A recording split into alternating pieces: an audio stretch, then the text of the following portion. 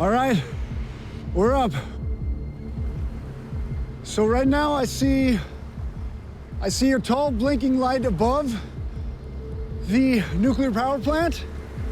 What are you seeing? Okay, so hold on. Holy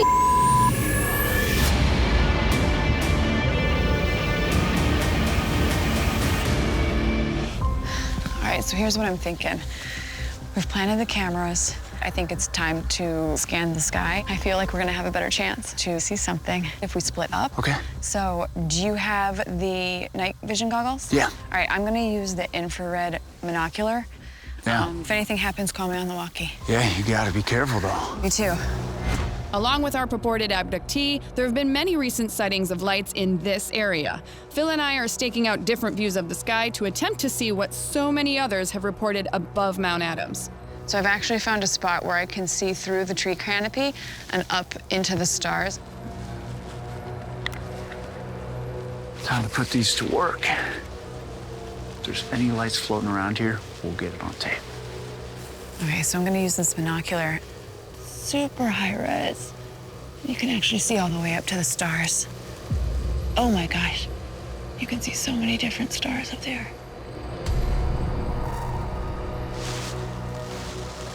Hey, Jessica, how's it looking? Nothing up top yet. Hang on. Move your light away.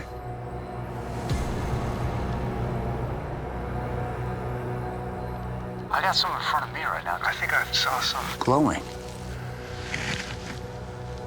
Well, like glowing how? It's right through here. Look at that. Are you getting this? It's right through here. What is that? Phil? I have something glowing in front of me.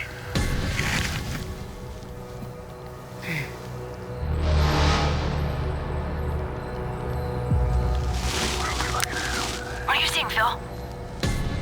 Phil, talk to me. What are you seeing? Hang on, I'm gonna try and image it from my position. All right, where in the sky? Where is it? And now it's gone. No, it's not. I just saw something. It's coming up from the tree line. I got it. It looks brighter. No idea what I'm looking at here. It's changing direction. It totally just came out and went back behind the tree line. There it is. There it is. It's coming up from the tree line. This is crazy. What is that? Oh, that's curving. It's coming back towards me. Oh, no. I don't see it anymore. Of everything we've seen tonight, that stood out the most. Whatever it is, I have it on video. Let's get back together and compare what we've got. All right, sounds good. Saw something up there. What the hell was that? I got it on video. I've got it moving all over the place. It wasn't a satellite. Definitely not a shooting star. I don't think it's a plane. There was no blinking lights on it, and it didn't travel in the same trajectory. I mean, I saw something. I'm feeling really good about You're it. fired up right now. I'm totally fired up. Well, let's just keep looking at the sky. We head back out and post up to continue scanning overhead. But after hours of staring into space, Jesse, getting anything? we don't see anything else unusual. At dawn the next morning, we make the long hike out of the forest. Our plan is to take our recordings to be analyzed by former Air Force test pilot and UFO researcher Dan Nims to see if what we saw was also detected by his DAB camera, which we deployed on the slopes of the mountain. First, though, there's one more theory we want to investigate. Some researchers claim that Mount Adams' strange lights come from somewhere in the mountain's peak. Recently, an even more sensational claim has come to light: video of a so-called UFO hangar door, which has been posted online and viewed more than 3.5 million times. The next morning, we meet up with Jimmy Church, the radio and television host who shot the footage. If you look right there, the second peak, there is a rectangular hangar door that is open. That footage you captured over on Mount Adams is incredible. What we shot is right through those trees. And I shot it from right over here. And if you'd like to check it out, we can jump in the car. That'd be great. Let's go.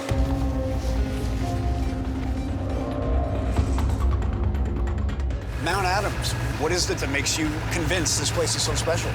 The sightings that happen here on the mountain and around the mountain would indicate to me that the mountain is the attraction.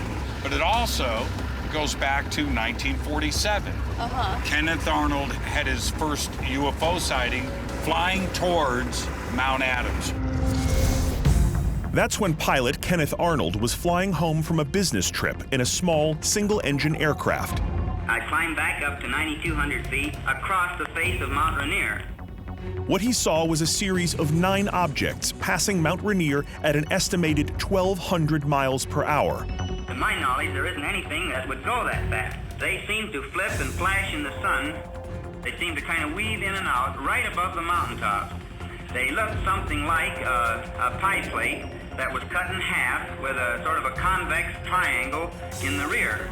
He tracked them visually until they disappeared somewhere in the vicinity of Mount Adams. Like I told the Associated Press, I'd be glad to confirm it with my hands on a Bible because I did see it. The sighting prompted an Air Force investigation and national media attention.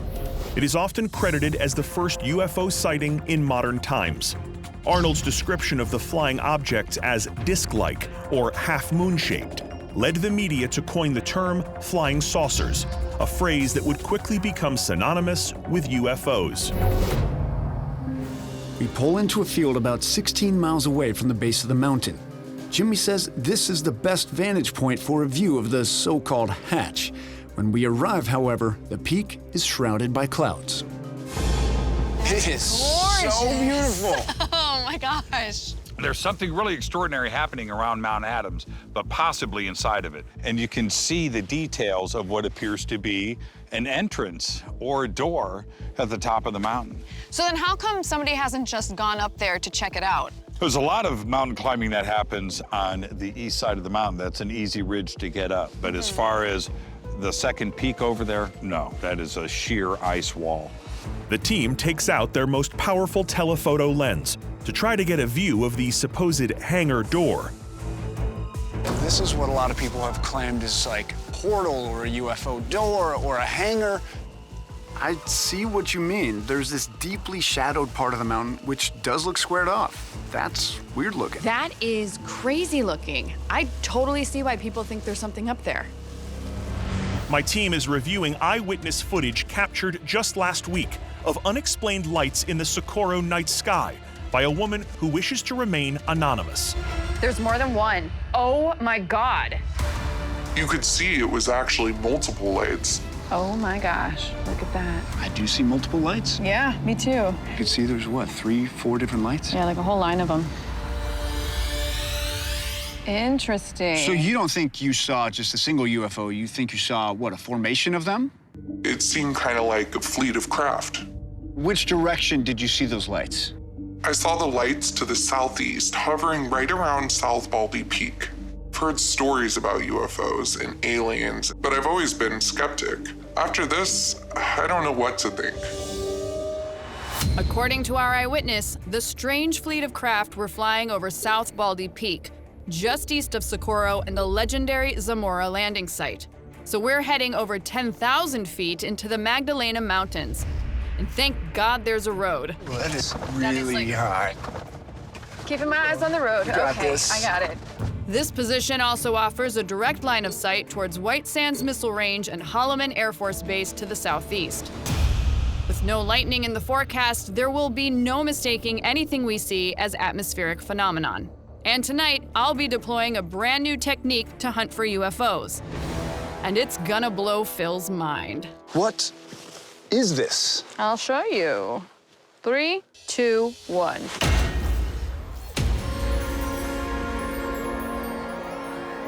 What? Right? So one of the theories running around UFO circles right now is that aliens are attracted to anything that has a lot of lights and lasers. And so I figured we'd bring this out here. We're out in the middle of nowhere and try and lure some UFOs in. So they're like space cats in the sky following laser pointers. Pretty much. It may sound far-fetched, but a few years ago, an astrophysicist at MIT proposed shooting a high-powered laser into deep space to attract extraterrestrials to Earth. They have yet to put the plan into action, so allow me to make some history. Now, while my setup won't beam into deep space, it is reaching the outer edges of our atmosphere. So if any visitors to Earth are in the neighborhood, maybe this will get their attention. You know, the other night when we filmed what we filmed in the sky, I realized that low-light IR camera didn't quite have the resolution I was looking for. This is the PVS-14. This is essentially military-grade night vision technology. This thing is gonna let us see absolutely everything out there. Well, I'm gonna head out with my night vision. Are you just gonna sit here and stare at your lasers? As much as I would like to hang out here and sing Pink Floyd to myself, you know, a lot of people say that when they see these UFOs, that there's not any sound that they can hear, but maybe it's just because the sound they do emit is just too faint for the human ear to pick up. So I figured I'd bring the parabolic mic. You can be the eyes, I'll be the ears, lasers will be the lure, and any sound that I pick up, I can record, and we can go back and listen and analyze it later. All right, sounds like a plan.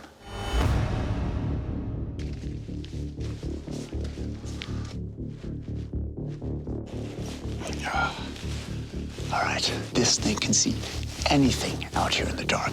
This military-grade scope can amplify any surrounding light more than any night vision device in the world. But there's one problem, is that it can't record. So that's why we 3D printed this, a mount for the scope that attaches to a smartphone that we can record on. So I'll get my evidence.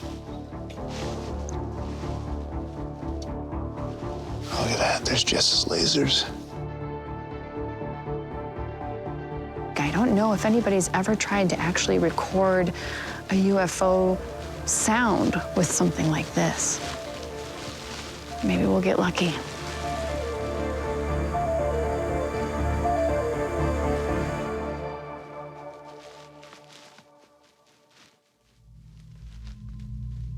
Wait, I'm getting something.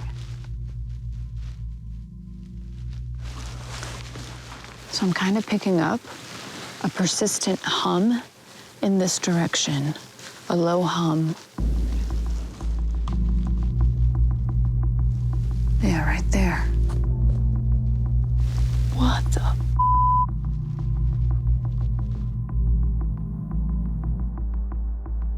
Phil, are you there? Yeah, I'm here. How's it going? I keep hearing things. What are you hearing? I don't know what it is. It's kind of like this low hum. Are you seeing anything or hearing anything on your end? I'm hearing Nothing on my end. It is completely silent out here. Okay, I'll let you know if I hear anything else.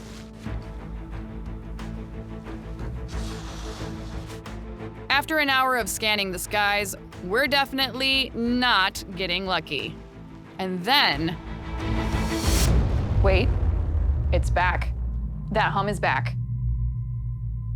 Whoa. Did you see that? Did you see that? What the hell is that? It's traveling south. It's hard to keep focus on it. It's starting to disappear behind the clouds. Jess, you there? You there? I'm here. I saw something. I don't know what that was. It wasn't flashing like a plane, and I don't think it was a satellite. We've been seeing some weird stuff out here, so who knows? Do you still have eyes on it? No, I lost it. It was heading south towards White Sands. I continue listening for any strange sounds while Phil keeps scanning the stars with the military-grade scope.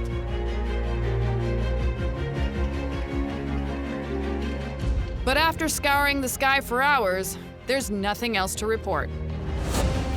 I'm shocked that Jess and I managed to record not one, but two unidentified flying objects in a single week out here. Both were traveling in the same direction, south, toward White Sands Missile Range. Man, they're going at it. Right as I was about to press play. That scared me a little bit. This is the weirdest place we've ever investigated. So weird. All right, you wanna... Should we see if this thing works? Yeah, let's do a little test run. Perfect. Perfect. There we go. Nice. As far back as the 1980s, organizations like NASA and the SETI Institute have pioneered research aimed at detecting patterns in radio waves that may indicate they are intentional signals from intelligent beings. Based on this previous research and recent attempts by James Keenan, we're attempting our own experiment. First, we're sending a specific wavelength of laser light into the sky while playing a tone from our speakers with a matching frequency. Our hope is that any intelligent beings out there can interpret these corresponding numbers and respond back in a different spectrum in the form of radio waves. So what are we utilizing here with his theory? So the laser that we have is 532 nanometers. So I'm wondering if we play 532 hertz. So even if they can't quite recognize that we're intelligent, maybe they'll say, hey, they like this 532 number, let's send it back. And if they send it back, we have this. This is a RF receiver, and it will ping us and show us different little peaks here, and there's a certain code that tells you a certain number, and so 532 is C8. An RF receiver measures radio frequencies, a form of radiation emitted by many electronic devices, everything from cell phones to satellites. Our hope is that any UAPs out there will have the same technology to send frequencies in this spectrum, which we can then measure on this device. So the goal then is to send out the 532 number, both audibly and through wavelength. Correct. And then hopefully, if there's something out there, it will get that.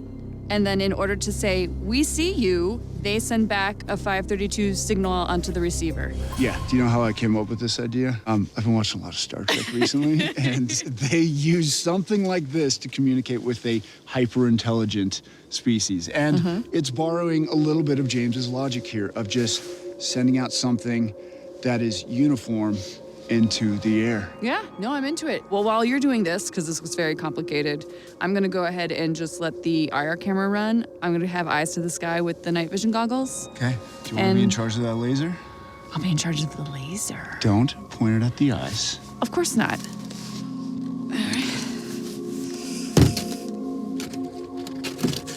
Are all four on? All four are on. We're all set. Let's hit the tone. I'm going to stand over here Cool. and look up. All right, so I'm going to play 532 hertz. All right, go ahead.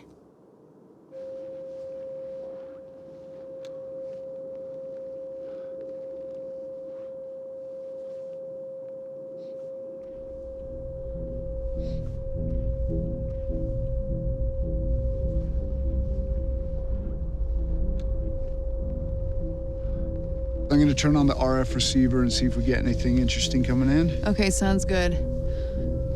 Yeah, I'm not picking up any flashes.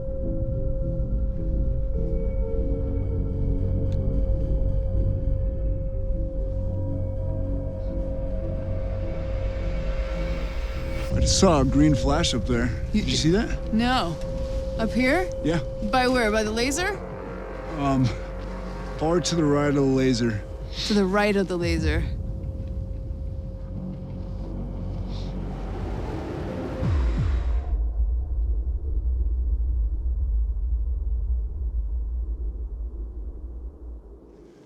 We got some hits on RF. Oh, really? Yeah. Does it match? Let me go through right in this area. So you see all those little peaks? Uh-huh. So those are the different hits, and scrolling through, that tells me what we're actually receiving here. So a couple of those peaks, my guess is that is our microphones. Okay. So that might be all us if we haven't gotten the CA back. Yeah. Do you want to try one more time? You know, if 11-year-old me could see me now, just try and see that diamond in the sky again. You don't know until you try. This isn't exactly the first time I've been drawn to the skies, questioning what else is out there. You saw something hovering in the sky, a diamond rhombus-like shape. Suddenly it disappeared, and it is signed a true story. I know how witness testimonies can change over time, and I wanted to remember exactly what happened that night. So I went home, wrote it all down, and like I said, it is a true story. And do you think it was a true UFO? I saw, by definition, an unidentified flying object. I don't know what it was. All right, gonna hit it one more time.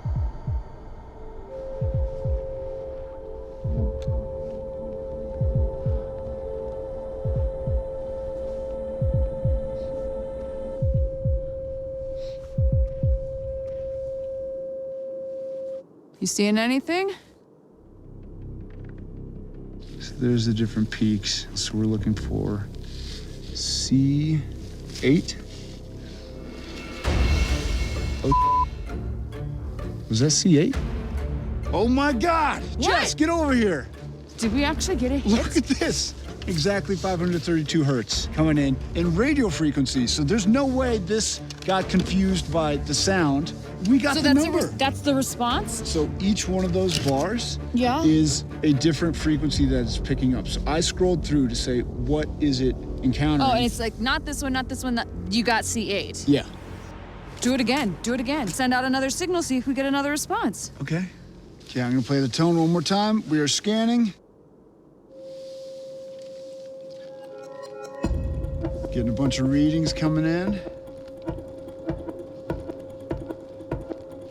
Holy It was crap. that small peak right there. We got it again. So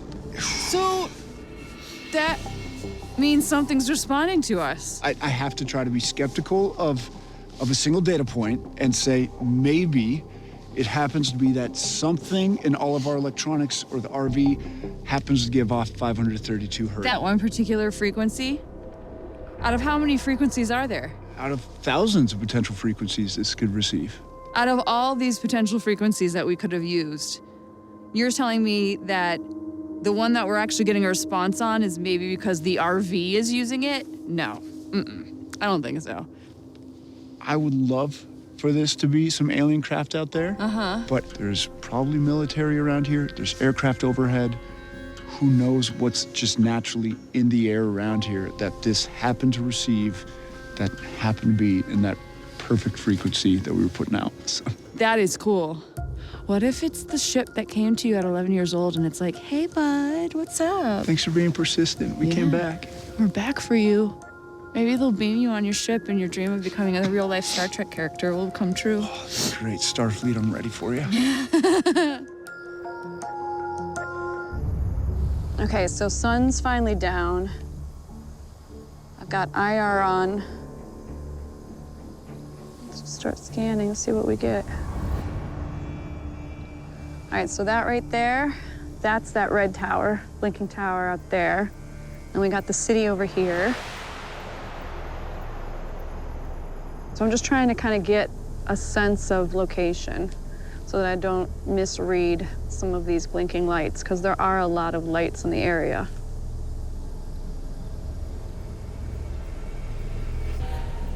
Got really excited for a minute there, but it was a bug.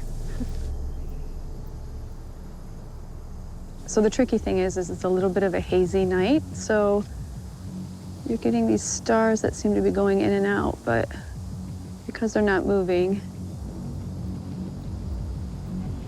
makes it pretty obvious that that's some sort of constellation. And then if one's moving pretty steady, you know it's a satellite.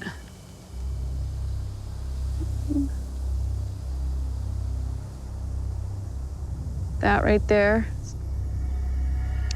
that is a reflection of that.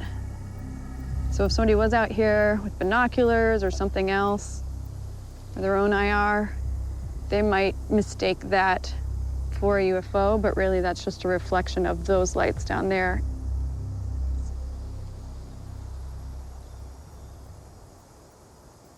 Oh, whoa, here we go, right over here. Directly out in front of me. What the Phil, you copy? Yeah, what's up? I actually see something. Do you see that?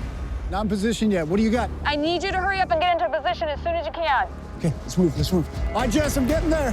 Give me a second.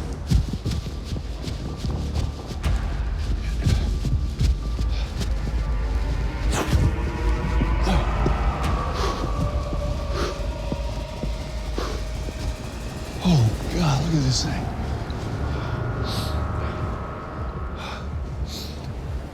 All right, we're up.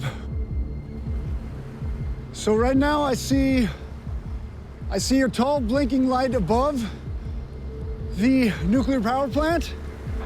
What are you seeing? Okay, so hold on. Holy I just saw a light go across the horizon, up and down, and like roll off to the side. What direction, Jess? Guide me. East to west, starting where the plant is, all the way across. It was definitely not a boat. It was just like moving independently of its own, and it was kind of like going up a little bit and then down a little bit. It was not above the horizon line. It was actually in between where the plant would be and where I'm standing on the mountain. That sounds pretty close. I know. I didn't even see anything with my bare eyes. It was only with the binoculars. East to west. Wild. I don't know what I just saw. Oh, he's gone. Okay, well, we got something. I'm gonna set my camera up on a tripod because I've really good visibility up here. Didn't see what you saw, but maybe if we keep the camera running, we'll get lucky. I definitely want to keep the cameras going tonight. Absolutely. We set up static cameras in both of our locations to observe the skies for further activity.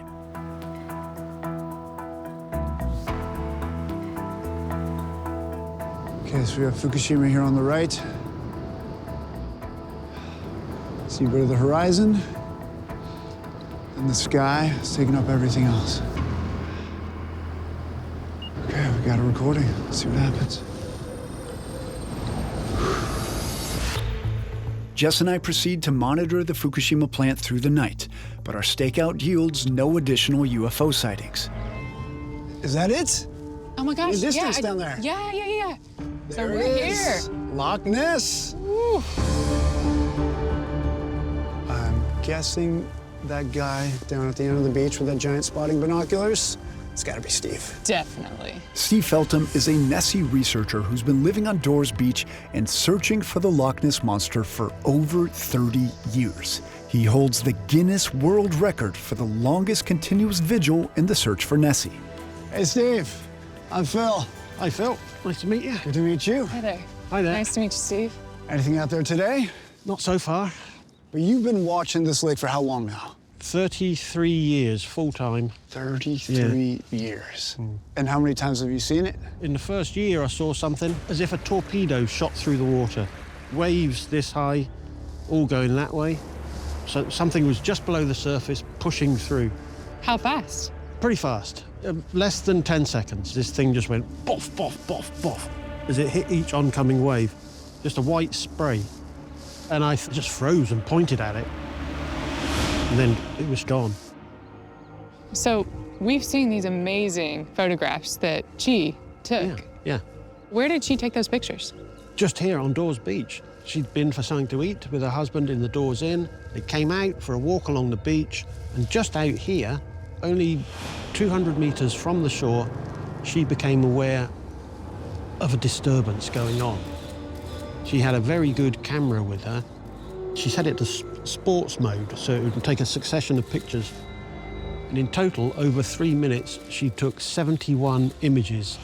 Normally, if we get a sighting here, people take 1 or 2 photographs. Historically, they're normally grainy and out of focus, and normally I can explain it. But those, I looked at them, and I thought, that really does defy explanation. So have people analyzed these images to give theories on what else it may be? The theory is that it's the bubbles caused by a couple of divers. Did she see any divers active on that day? Very much not. No boats came by to pick them up? No. Is there any other recent evidence that stands out to you? Yeah, very much. In fact, the piece of evidence that eclipses this in the quality was taken by Ronald Mackenzie. He drives a pleasure boat that comes out of Fort Augustus on hour-long trips. He's been doing it for 40 years. He's got state-of-the-art sonar equipment on there, and as he turned and went across the middle of Loch Ness, his sonar picked up this single target. This one right here? That one right there. That is amazing. Yeah. It's like a bathtub. The sides come straight down like that, so it's totally flat bottoms.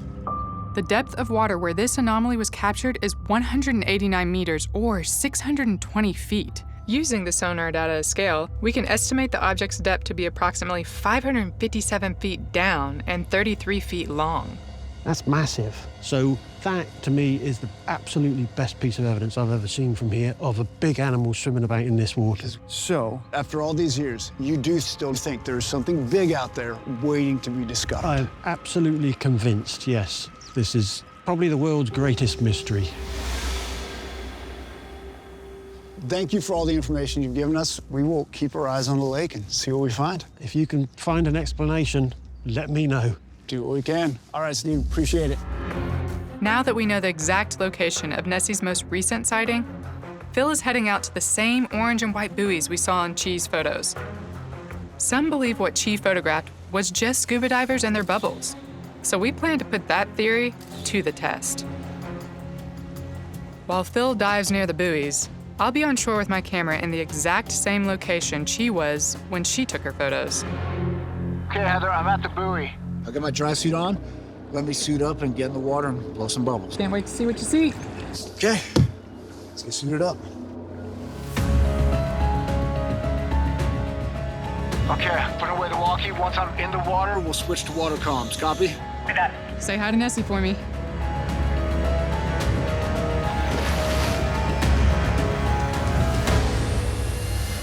I can't believe I get to dive in Loch Ness. Phil, how's it looking down there? It is dark. Visibility's maybe 10, 15 feet. A cruise ship could be in front of me and I wouldn't be able to see it. So the perfect place to hide a sea monster. Or a loch monster. Be safe out there.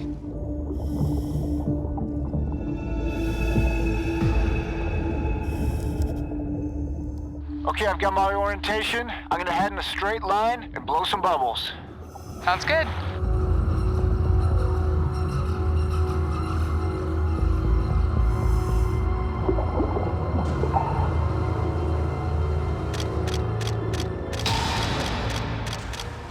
I mean, the spacing is completely different. Here, I'm seeing constant bubbles.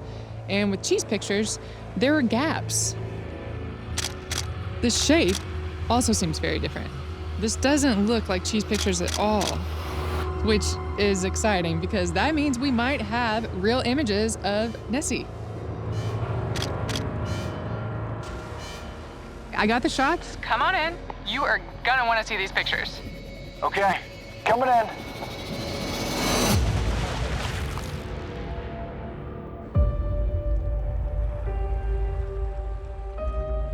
Hey, Mr. Mermaid. Let me see how these bubbles turned out. That's the buoy. Yep. That's your bubble. That's my bubbles? They're tiny, I'm sorry. Hold up, let me compare it to Chi's photos. Yeah. All right. So this is what is really interesting, and I think you're gonna like it. Okay. There's her, whatever she saw. Look at that. Come on, keep scrolling through. That can't be as big as the bubbles got. Really? Yes, I'm telling you, I looked at all these images and they're teensy tiny bubbles. And that is huge. Let's look at the shape of the bubbles here and then the shape of whatever that is. They look nothing alike. No, and that's exciting. It's true, but here's my thought. So, have you heard of deal vertical migration? No, Phil. Okay. So, it's this pattern that organisms exhibit when they either in marine environments or really deep lakes, where by day they stay at the bottom and then they do this vertical migration. At night, they come up closer to the surface, which means if there's a lot of other animals, big and small, that exhibit this behavior, maybe if there's something big living in this lake, it would do that behavior too. Ah, okay, so you've already got a plan in place. Oh yeah, we're looking for Nessie. I'm not messing around this investigation. I like it. I feel the exact same way. With our equipment in tow, we meet with local skipper Les Butterworth. Welcome aboard. I'll give you a hand here. And board his 31-foot fishing boat capable of scanning the deepest depths of the loch. I'm guessing you spend a lot of time on this water. We do, yes. And Do you think Nessie's out there? Yes, I think she is. Okay. You believe there's something in this I water? do believe, yes. When I was up at the pier here one night, and I saw this just rise out the water, and it was definitely a creature of some sort. Everybody has seen something of some sort. They've all seen something of some sort. Down in Fort Augusta is a big abbey, old abbey, and these monks have records. I've seen old records, and I saw ancient drawings dated a way back, and these monks' paintings that they've done, what they've seen, these drawings showed Nessie, humps and all. Why would they lie? They've got nothing financially to gain by it. So there must be something in it, you know? I don't know about you, but I'm eager to get out on the water today. You better get out in the water today. Yeah.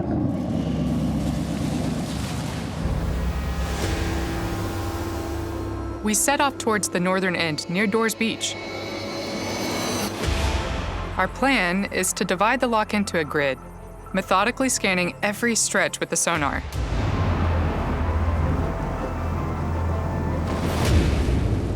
Okay, so I've got this laptop hooked up to the boat's onboard sonar. So as we travel the lock, we will document every single thing underneath this. I mean, look how deep we are already. 600, almost 600 feet. So, what are some animals that you think might live in the lock? That could be mistaken for Nessie? Yeah. Well, it has been documented that the occasional bottlenose dolphin or seal comes up the River Ness and actually gets trapped inside the lock. Those are easily big enough for someone to see it quickly and think they're seeing Nessie. And then there's the theory that Nessie herself is just a giant catfish. This species called the Wells catfish can live over 100 years, can be up to 15 feet long, and weigh 600 pounds. I mean, I hope it's not a catfish. I eat way too much fried catfish to come all the way over to Loch Ness to just discover a catfish. Well, if we do find it, you're not frying this one, Heather. I know, I'm not.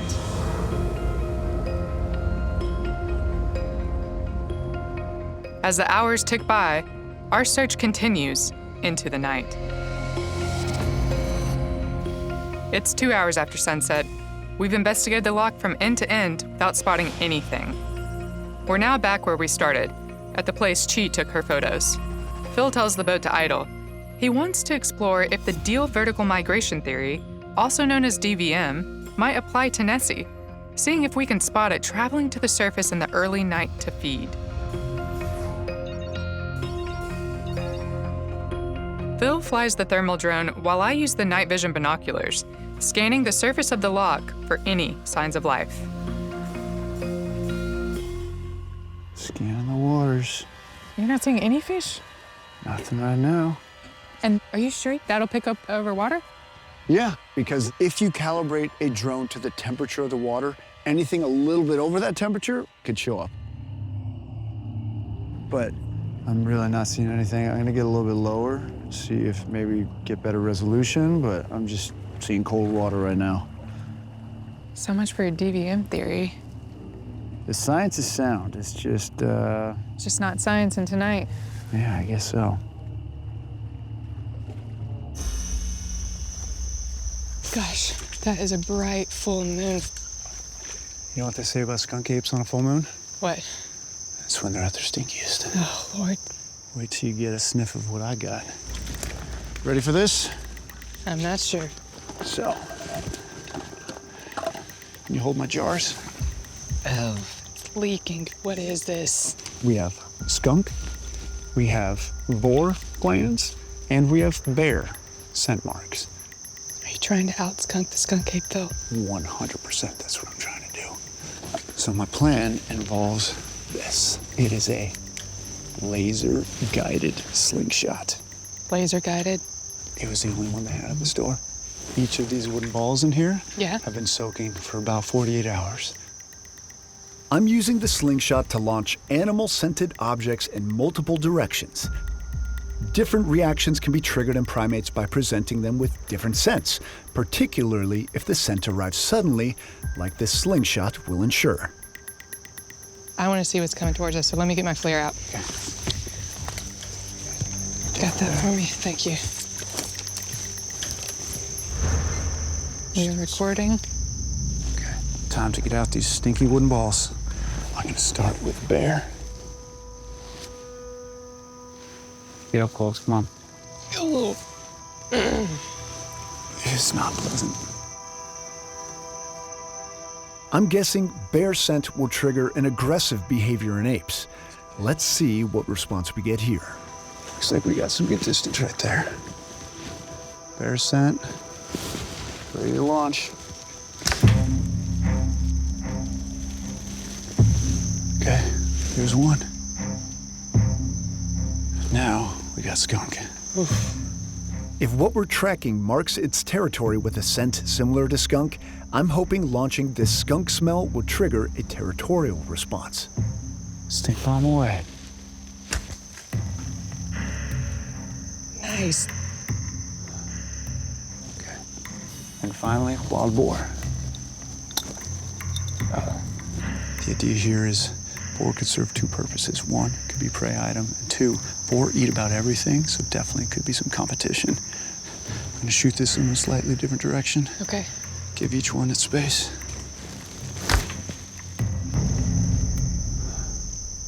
Okay, let's hunker down and just see what comes.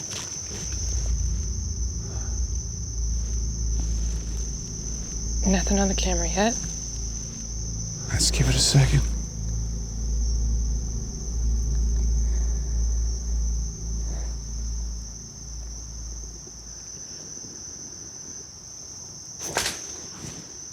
Oh, that was a big branch falling down.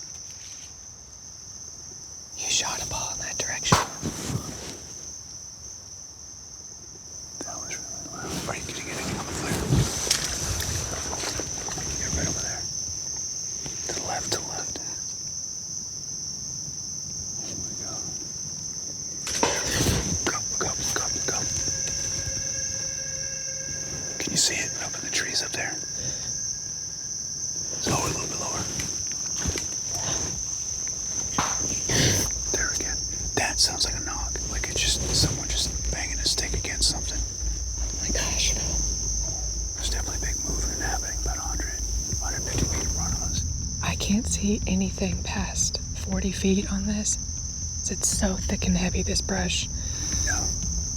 I think you need to put the thermal drone up in the air. Okay, I get it out. Okay.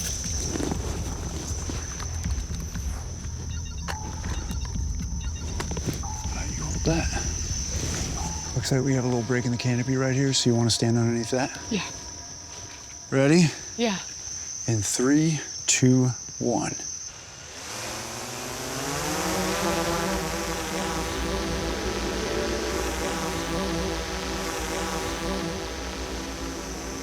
At least we know that we're lighting up. Yeah, we're definitely showing up on there. I'm gonna push the direction of what we just heard.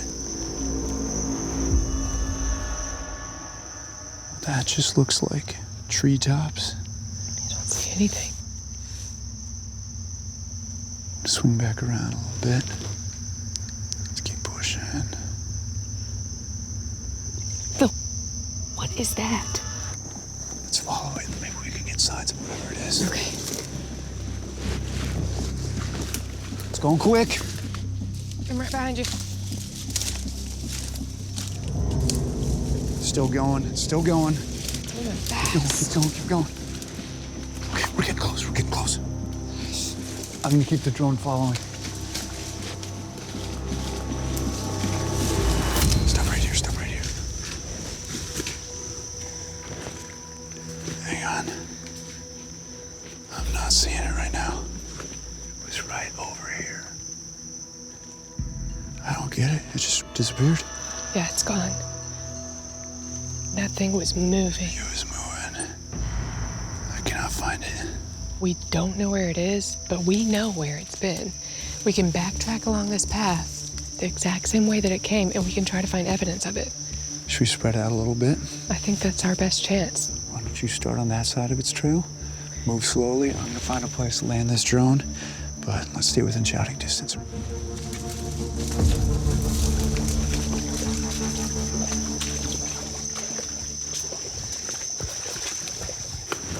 It's gonna be tough to find any traces of it. I'm getting this feeling where it could be right above us at any moment.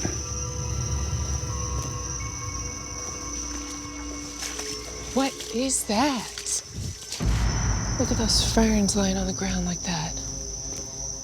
Phil, come here. You got something? I think I've got a nest. Up in a tree? No, on the ground. This? Yeah. Whoa. Okay. Okay. I mean, look at this indent right here. Something has spent a lot of time on the ground. Oh, my first instinct is I gotta wonder, could this just be a hunter's blind? They would be really well camouflaged. I almost walked right by this thing. I mean, in the path we took, we are in the middle of nowhere. Think about what we did to get out of here. Wait. Oh. That is awful. That is right. That just came on all of a sudden. What does that mean? I don't know what that means. It smells just like the other tree nest. That was not a nice smell. I'm gonna get some photos of this thing.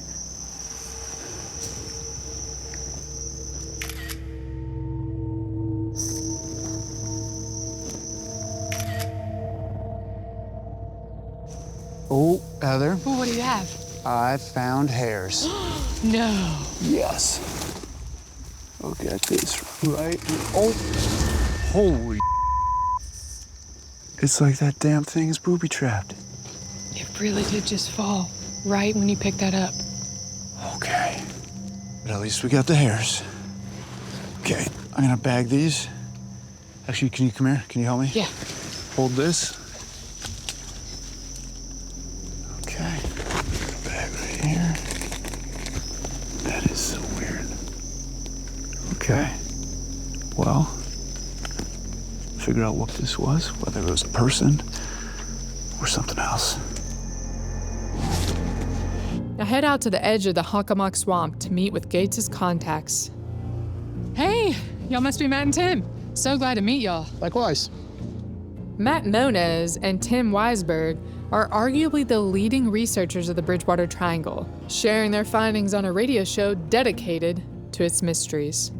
So tell me about y'all's background. How did y'all get into this? I'm a scientist by trade, background in analytical chemistry. And I work as a journalist. I want the story, he wants the data.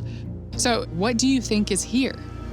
To me, I think it's all energy. People who come out here and investigate, they're looking for individual experiences, but what we're experiencing is just different manifestations of that same energy. Do you believe this energy has some type of sentience? I think so. I think it's been here forever, and it's gonna be here long after we are. What makes y'all think it's so old? We got our hands on a U.S. Geological Survey map of the area once, and it's all just one big granite shelf. And all of that granite is so rich in quartz, we're sitting on top of one giant crystal. We are on a giant paranormal battery. Wow, that's incredible. On the south side of the swamp, I'm following up with one of our most intriguing town hall witnesses. Hey, Harry. Hey, thanks for meeting up with me. Harry Green Jr. claims he had a terrifying encounter in the heart of the Hockomock, one so disturbing that he says it blurred the boundaries between spirit and beast. What can you tell me about the swamp? I was out one night, deep in the Hockomock, and one particular area I smelled this musky smell, the same scent that people get a whiff of right before a Sasquatch sighting. The temperature started to decrease, and then, believe it or not, I saw this bluish face hovering above the trees, and it evaporated into this misty lightning. Bluish face? Yes, the hairs on my arms stood up.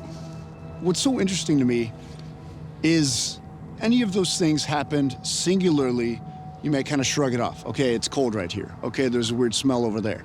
But it seems like all of those happen at the same time in the same place. Yes. Where exactly did you see this? Right near the Skim Milk Bridge. Skim Milk Bridge? Yes. Given y'all's experience, if we want to understand more about the Bridgewater Triangle, where should we look? Well, my suggestion would be start at Skim Milk Bridge, because that's where a number of paranormal things, UFOs, as well as cryptids have occurred. Okay, so we have a destination. But bear in mind, what you go looking for in the triangle is not necessarily what finds you. So we need to be careful. Be very careful. With an ominous warning from Matt and Tim, I meet back up with Phil. It's clear where we're headed tonight, the Hockomock Swamp. So it seems like everyone agrees Skim Oak Bridge is where we gotta go. Yeah, and I've been thinking about this. Some people believe bridges are liminal spaces, places of connection. Right. And there's this theory that water can be a paranormal conduit. So essentially, we're at a spiritual crossroads with an ancient bridge and this water leading directly to the swamp. So, water, ancient bridge, X marks the spot. Exactly. The Skim Milk Bridge is a dry stone slab bridge, which means it was made without any mortar. No one knows exactly when or how it was built, but it likely dates back to the late 18th century.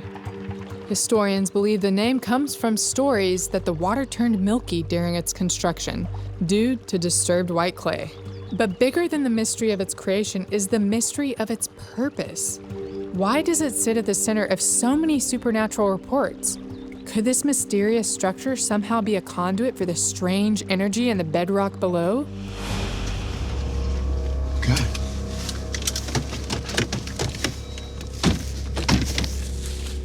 We are here. Bridge is there. Let's head in. Copy that.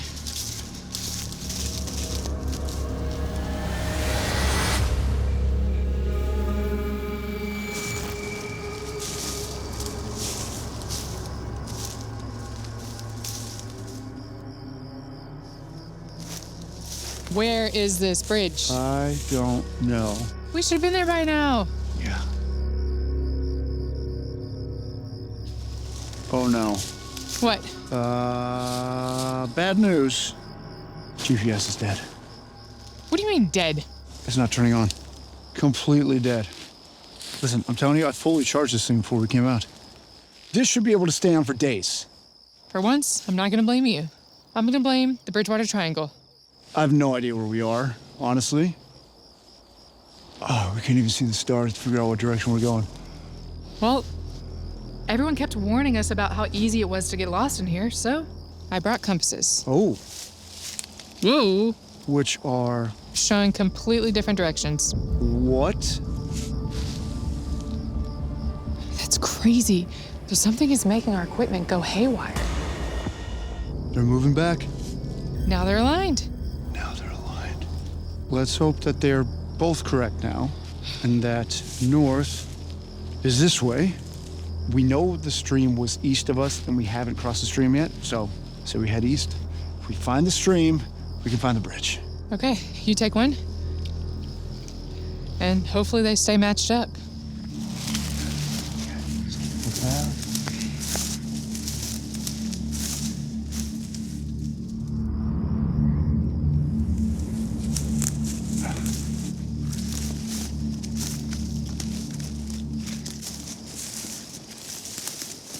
You hear that? Yeah. Is that the stream? I think it's the stream. Right up here. There it is. All right, we found the stream. Next, let's find Skim Oak Bridge. Okay. I think it's gonna be downstream of here, so that way. All right. Stay along the bank. Bridge! Bridge! Yes! Wow. Oh my gosh! Look at this thing. These stones are massive. How the heck did they build this?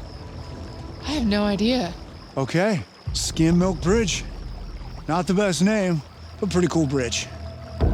If Skim Milk Bridge truly is the nexus of the Bridgewater Triangle, then we're going all in, covering land, air, and water with everything we've got.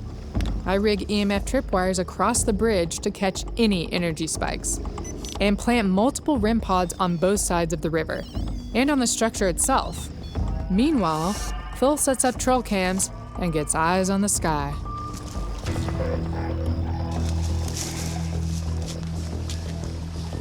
So you're making yourself right at home, did a little bit of decorating. I did. Well, I have a camera set up, keep an eye out with the night vision binoculars, and have the thermal drone on standby. I'm going to do a call and response session with a REM pod in the center of the bridge. So you've got the surroundings, I've got the bridge. Okay, be careful, stay on walkie. Copy.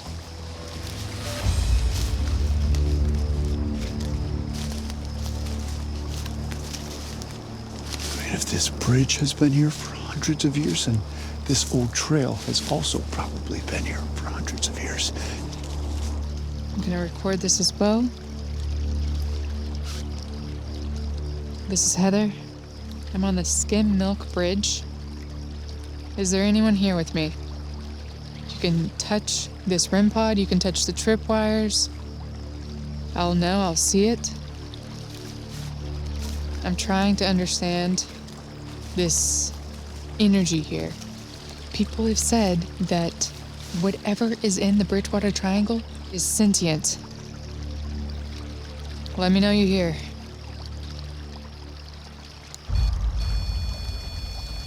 Oh my gosh. Okay. You're here. Are you a spirit? Are you an ancient energy? Do you manifest in multiple ways? Yes! I knew it!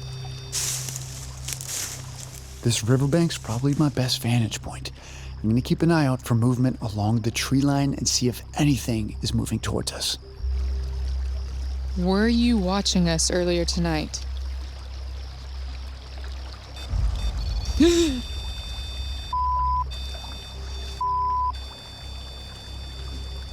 Yeah, there's getting a lot of activity. Do you harm people?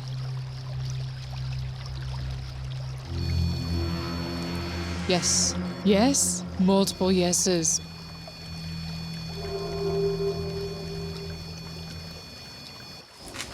Whoa.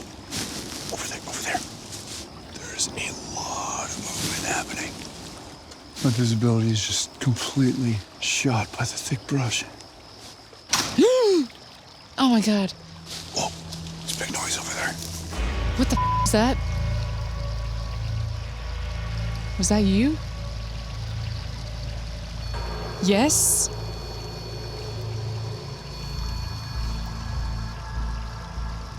Phil. Do you copy? Yeah, I copy. Did you hear that on the other side of the bridge? Yeah, you heard that? Yeah, and I can't make it out with the night vision binoculars, so I'm about to launch the thermal drone. Try to get eyes on it. Copy that. Let me know what you find. Will do.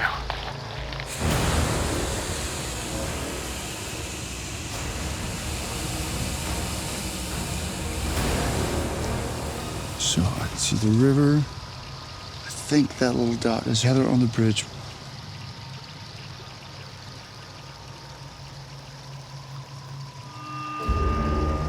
Whoa.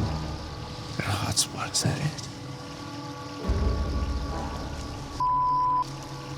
Heather, there's something moving. It's going at you right now. Look to your left. You see it? I'm not seeing anything, but my REM pod is going off. It's getting close. It's getting close.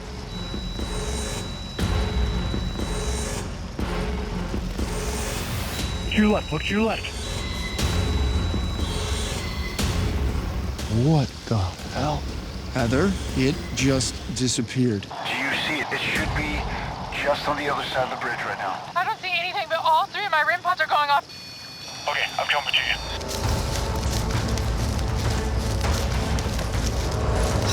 Hey, you saw nothing over here? Nothing, but all three of my REM pods went off. Okay, drone is still in the air. So let's walk to exactly where this thing disappeared. So.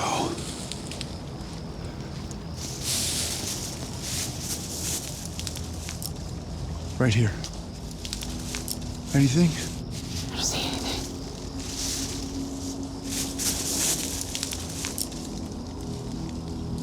There are no tracks leaving the side of this trail. There's nothing here. All right, that's impossible. How? It was as if it was sprinting at you. I don't know, but you saw that thing, it disappeared, and then all three of my REM pods went off. Maybe that's all part of the energy of Bridgewater Triangle. It starts as one thing and then morphs into something else. You're saying whatever I saw on the thermal drone with a heat signature transformed into whatever set off the REM pods? You have a better explanation? I don't yet,